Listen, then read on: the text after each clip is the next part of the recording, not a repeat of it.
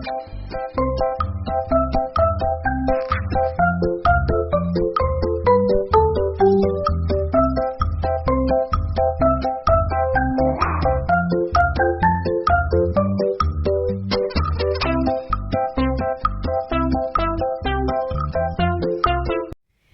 adik-adik, selamat datang kembali di ibadah online sekolah minggu Karismata Kids. Ayo kita siapkan hati kita siapkan diri kita mau bersama-sama mengikuti ibadah di GSCA Karismata Kids. Tuhan Yesus memberkati. Shalom teman-teman, kembali ketemu lagi sama kita. Sekarang kita mau memuji Tuhan kembali, kita mau memuliakan nama Tuhan. Tapi sebelumnya kita mau berdoa dulu. Ambil posisi terbaik kalian, lipat tangan, tutup mata, kita mau berdoa. Tuhan Yesus yang baik, terima kasih karena Engkau sangat baik kepada kami.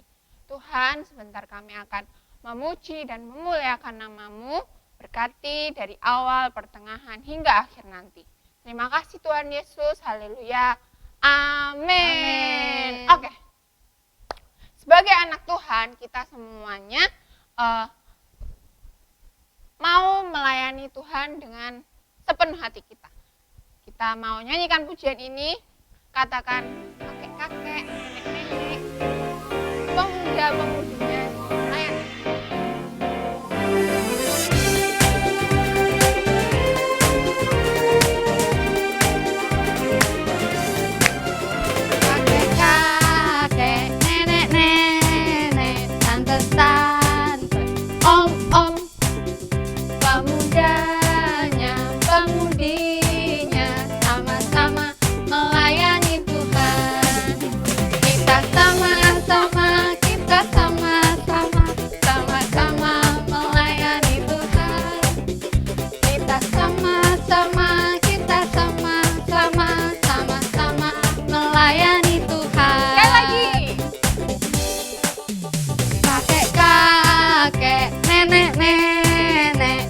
Tante, om, pemudanya, pemudinya, sama-sama melayani Tuhan. Kita sama-sama, sama-sama melayani Tuhan. Kita sama-sama, sama-sama melayani Tuhan.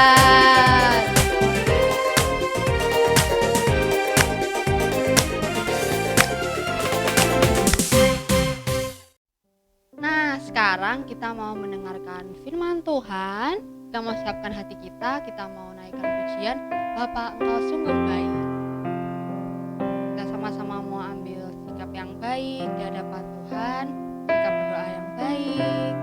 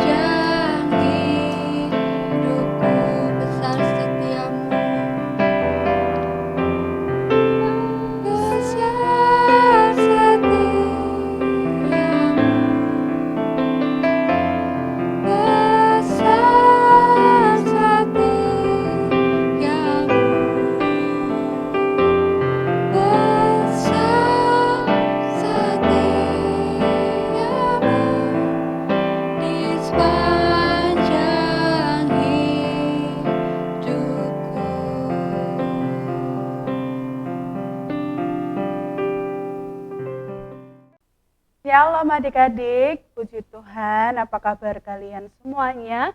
Adik harap kalian baik-baik saja dan dalam perlindungan Tuhan setiap hari. Mari sebelum kita mendengarkan kebenaran firman Tuhan, kita mau berdoa terlebih dahulu, meminta pimpinan daripada Roh Kudus. Mari lipat tanganmu, tutup matamu, kita berdoa bersama-sama. Tuhan Yesus yang baik, kami bersyukur pada saat hari ini kami boleh kembali mau mendengarkan firman-Mu. Tuhan tolong pimpin kami saat kami mendengarkan kebenaran firman-Mu.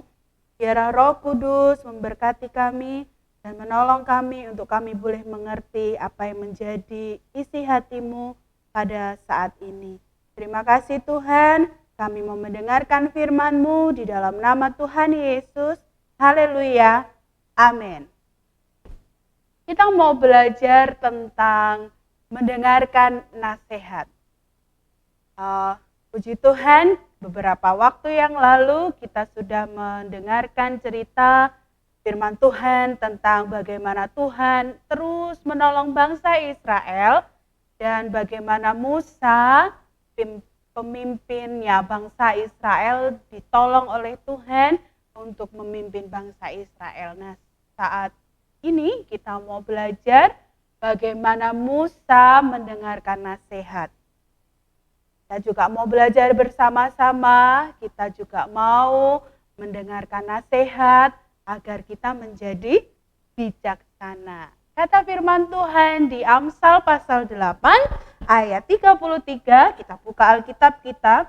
Amsal pasal 8 ayat 33, kita mau baca. Kebenaran firman Tuhan seperti ini. Dengarkanlah didikan, maka kamu menjadi bijak. Sekali lagi, dengarkanlah didikan, maka kamu menjadi bijak. Mari kita belajar tentang firman Tuhan saat ini. Bagaimana Musa mendengarkan nasihat dari seseorang. Siapakah seseorang itu yang menasihati Musa? Nah, banyak mukjizat yang Tuhan sudah lakukan atas bangsa Israel dan mukjizat-mukjizat yang Tuhan sudah lakukan atas bangsa Israel itu terdengar oleh bangsa-bangsa lain sehingga itu pun terdengar oleh mertuanya Musa. Siapa mertuanya Musa? Yitro. Yitro adalah imam di Midian. Yitro mendengarkan kabar tentang bagaimana mukjizat yang dilakukan Tuhan atas Musa dan atas bangsa Israel. Nah, di saat itulah, saat Yitro mendengarkan hal itu, Yitro mengunjungi Musa. Yitro membawa istrinya Musa, Zipora, dan juga anaknya Musa, Gersom dan Eliezer, untuk datang mengunjungi Musa, untuk datang kepada Musa dan bangsa Israel. Saat itu Musa mendengar bahwa Yitro, ayah mertuanya, datang beserta dengan keluarganya datang. Musa lari untuk menyongsong Yitro.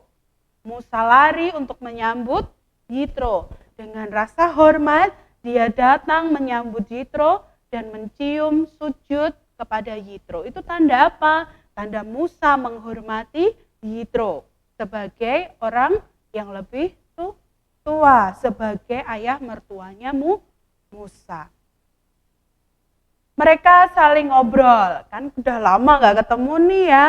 Akhirnya mereka masuk ke kemahnya Musa dan mereka saling ngobrol.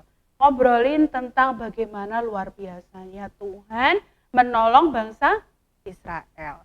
Nah, di situ Yitro mendengarkan banyak cerita-cerita luar biasa dari Musa. Bagaimana Tuhan menolong bangsa Israel. Bagaimana Tuhan memimpin bangsa Israel keluar dari tanah Mesir. Siapa yang tahu, siapa yang ingat? Apa saja yang Tuhan sudah lakukan atas bangsa Israel? Ayo. Ada, masih ingat tentang Tulah? Tuhan Allah menolong bangsa Israel dengan memberikan banyak tulah ke bangsa Mesir, ada 10 tulah di situ. Musa cerita tentang itu ke Yitro. Terus Musa cerita lagi tentang apa ya kehebatannya Tuhan yang lainnya atas bangsa Israel. Tuhan menolong bangsa Israel keluar dari Mesir. Terus waktu di tengah gurun, Musa membelah laut merah. Itu kehebatannya Tuhan. Apalagi roti mana, apalagi ada air pahit diubah menjadi manis. Yitro dikasih cerita yang luar biasa seperti itu oleh Musa. Musa cerita, itulah hebatnya Tuhan, itulah luar biasanya Tuhan. Kami ditolong oleh Tuhan, bangsa Israel dipimpin oleh Tuhan, tiang awan, tiang api. Wah, Yitro terkagum-kagum akan keluar biasaannya Tuhan. Sehingga Yitro memuji Tuhan. Yitro mempersembahkan korban persembahan buat Tuhan. Karena luar biasanya Tuhan, Yitro mempersembahkan korban persembahan buat Tuhan. Yitro bersyukur kepada Tuhan. Yitro senang atas kebaikannya Tuhan. Sudah cerita capek, mereka istirahat. Besoknya Musa bertugas seperti biasa. Seorang pimpin di bangsa Israel memimpin banyak sekali orang. Tugas Musa adalah memimpin bangsa Israel. Sepanjang hari dia duduk, mendengarkan keluh kesah, mendengarkan curhatannya bangsa Israel. Orang-orang ini datang satu-satu ke Musa. Mau minta nasihat, mau minta saran. Ini aku punya masalah kayak gini. Anakku, seumpama anakku kok nggak nurut. Ini gimana Musa, saya harus gimana.